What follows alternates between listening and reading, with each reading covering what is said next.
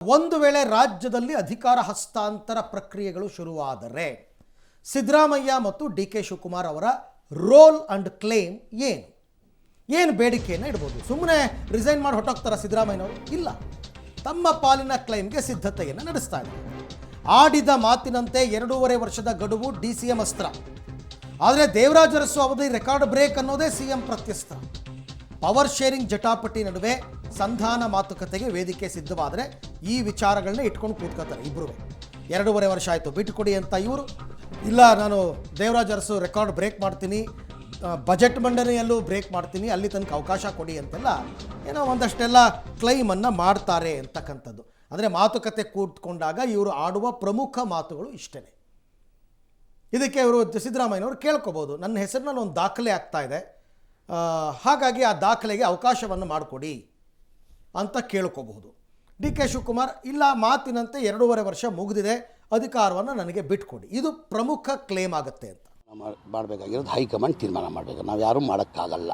ಆ ಮುಖ್ಯಮಂತ್ರಿ ಕುರ್ಚಿ ಖಾಲಿ ಇಲ್ಲ. ಮುಖ್ಯಮಂತ್ರಿ ಕುರ್ಚಿದಲ್ಲಿ ಸಿದ್ದರಾಮಯ್ಯ ಅವರಿದ್ದಾರೆ. ಅವ್ರು 28ವರೆಗೂ ಅವರೇ ಮುಖ್ಯಮಂತ್ರಿ ಆಗಿರ್ತಾರಂತ ನಾನು ಭಾವಿಸ್ತೀನಿ. ನಮ್ಮ ಪಕ್ಷ ಹೈಕಮಾಂಡ್ ಪಕ್ಷ. ಈಗ ಹೈಕಮಾಂಡ್ ಅವರು ಮುಖ್ಯಮಂತ್ರಿಯಾಗಿ ಡಿ ಕೆ ಶಿವಕುಮಾರ್ ಅಂದರೆ ನೀವು ಬೆಂಬಲ ವ್ಯಕ್ತಪಡಿಸ್ತೀರಾ? ನಾವು ಹೈಕಮಾಂಡ್ ಏನು ಹೇಳ್ತಾರೆ ಅದು. ಯಾವುದೇ ಬಣಗಳಿಲ್ಲ.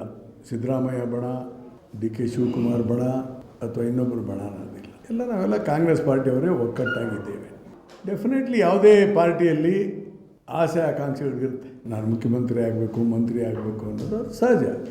ಮುಖ್ಯಮಂತ್ರಿನ ಹೆಂಗೆ ಆಯ್ಕೆ ಮಾಡ್ತಾರೆ? ಕಾಂಗ್ರೆಸ್ ಲೆಗಿಸ್ಲೇಚರ್ ಪಾರ್ಟಿ ಲೀಡರ್ ಆಗಿ ಆಯ್ಕೆ ಆಗಬೇಕು. ಮೊದಲು ಆಯ್ಕೆ ಆದವನು ಮುಂದೆ ಮುಖ್ಯಮಂತ್ರಿ ಮಾಡ್ತಾರೆ. ಸಿದ್ದರಾಮಯ್ಯನವ್ರಿಗೆ ಬಹುಮತ ಬಂದಿದ್ದರಿಂದ ಅವರು ಮುಖ್ಯಮಂತ್ರಿಗಳಾಗಿ ಆಯ್ಕೆ ಆದರು. ಇಲ್ಲ, ನಾವರ MLAಗಳು ಆನ್ಲೈನ್ ರೆಸಲ್ಯೂಷನ್ ಮಾಡಬೇಕು, ನಾವು ಹೈಕಮಾಂಡಿಗೆ ಬಿಟ್ಬಿಟ್ಟಿದ್ದೇವೆ ಅಂತ ಸೈನ್ ಮಾಡಿಕೊಡ್ಬೇಕು ಎಲ್ಲರೂ, 138 ಜನ. ಅವಾಗ ಅವ್ರು ತೀರ್ಮಾನ ಮಾಡ್ತಾರೆ. ಈಗ ಸಿದ್ದರಾಮಯ್ಯನ ತೆಗಿಬೇಕು. ಅದಕ್ಕೆ ಮಾತುಕತೆ ಆಗೈತೆ ರೀ, ಮಾತುಕತೆ ಯಾರು ನಮ್ಗೆ ಹೇಳ್ಯಾರ? ನಾವು ಅವತ್ತು ನಾನು ಓಟ್ ಹಾಕಿದ್ದೀನಿ ಸಿದ್ದರಾಮಯ್ಯನ ಪರ. ಆಯ್ಕೆ ಆದಮೇಲೆ ಇದು 2.5 ವರ್ಷ ಮಾತ್ರ ಅವರು ಇರ್ತಾರೆ, ಮತ್ತು ಮುಂದೆ 2.5 ವರ್ಷಕ್ಕೆ ಇಂಥವ್ರು ಇರ್ತಾರೆ ಅಂತ ನಮಗೇನು ಹೇಳಿಲ್ಲ. ಸಿದ್ದರಾಮಯ್ಯನವರು ಮುಖ್ಯಮಂತ್ರಿ ಬಿಟ್ಟುಬಿಡಬೇಕು ಅಂಥೇಳಿ ಯಾವುದೇ ತೀರ್ಮಾನ ಪಕ್ಷದಲ್ಲಿ ಆಗಿದ್ದು ನಮಗೆ ಗೊತ್ತಿಲ್ಲ. ಬಗ್ಗೆ ಮತ್ತಷ್ಟು ಮಾಹಿತಿ ನನ್ನ ಕೊಲೀಗ್ ಸುಖೇಶ್ ಅವರಿಂದ ಪಡ್ಕೊಂಡ. ಸುಖೇಶ್, ಸರ್ಕಾರ ರಚನೆ ಸಂದರ್ಭದಲ್ಲಿ ಒಂದು ವೇಳೆ 2.5 ವರ್ಷ ಅಧಿಕಾರ ಅಂತ ಒಪ್ಪಂದ ಆಗಿದ್ದರೆ ಆಗ ಸಿದ್ದರಾಮಯ್ಯನವ್ರದ್ದು ಮುಂದೆ ದೇವರಾಜ ಅರಸು ಅವರು ದಾಖಲೆ ಇದೆ, ಬ್ರೇಕ್ ಮಾಡ್ಬೋದು, ಮತ್ತು ದಾಖಲೆಯ ಬಜೆಟ್ ಮಂಡನೆ ಮಾಡ್ಬೋದು ಅಂತ ಯಾರ ಲೆಕ್ಕಾಚಾರದಲ್ಲೂ ಇರಲಿಲ್ಲ. ಈಗ 2.5 ವರ್ಷ ಆಯಿತು, ಅಧಿಕಾರ ಬಿಟ್ಕೊಡಿ ಅಂದಾಗ ಸಿದ್ದರಾಮಯ್ಯನವರು ಇದನ್ನು ಕ್ಲೇಮ್ ಮಾಡಿದ್ರೆ ಹೈಕಮಾಂಡ್ ಆಗಲಿ ಡಿ ಕೆ ಶಿವಕುಮಾರ್ ಆಗಲಿ ಒಪ್ಪೋ ಸಾಧ್ಯತೆ ಇದೆಯಾ? ಒಂದು ರೀತಿಯ ಒತ್ತಡ ಅಂತೂ ಇದ್ದೇ ಇರುತ್ತೆ. ಯಾಕಂದರೆ ಒಂದು ಮುಖ್ಯಮಂತ್ರಿ ಸ್ಥಾನದಿಂದ ಒಬ್ಬರನ್ನ ಇಳಿಸಿ ಇನ್ನೊಬ್ಬರನ್ನ ಕೂರಿಸೋದು ಅನ್ನೋಂಥದ್ದು ಯಾವುದೇ ಪಕ್ಷಕ್ಕಾದರೂ ಕೂಡ ಅದೊಂದು ಹೊಸ ರೀತಿಯ ಸವಾಲು ಹೌದು, ಒಂದು ಚಾಲೆಂಜ್ ಹೌದು ಅನ್ನೋದ್ರಲ್ಲಿ ಯಾವುದೇ ಅನುಮಾನ ಇಲ್ಲ. ಆದರೆ ಹಿಂದೆ ಮಾತುಕತೆ ಆಗುವ ಸಂದರ್ಭದಲ್ಲಿ 2.5 ವರ್ಷದ ಶೇರಿಂಗ್ನ ಮಾತುಕತೆ ಆಗಿದ್ರೂ ಕೂಡ ಇಲ್ಲ ಒಂದು ಕಡೆ ಒಂದಷ್ಟು ದಾಖಲೆಗಳಿದೆ. ದಾಖಲೆಗಳಕ್ಕಿಂತಲೂ ಅಭಿನವ ದೇವರಾಜ ಅರಸು ಅನ್ನುವ ರೀತಿಯಲ್ಲಿ ಸಿದ್ದರಾಮಯ್ಯ ಅವ್ರನ್ನ ಕರೀತಾರೆ. ಅಂದರೆ ದೇವರಾಜ ಅರಸು ಅವರ ನಂತರ ಹಿಂದುಳಿದ ವರ್ಗಗಳ ಅಭಿವೃದ್ಧಿಗಾಗಿ ಹೆಚ್ಚು ಕೆಲಸ ಮಾಡಿದ್ರು ಅನ್ನುವಂಥ ರೀತಿಯಲ್ಲಿ. ಹಾಗೆ ಅವರ ದಾಖಲೆಯನ್ನು ಬ್ರೇಕ್ ಮಾಡಲಿಕ್ಕೆ ಇನ್ನೊಂದು 47-48 ದಿನಗಳ ಅವಕಾಶ ಇದೆ ಅನ್ನುವಂಥದ್ದು.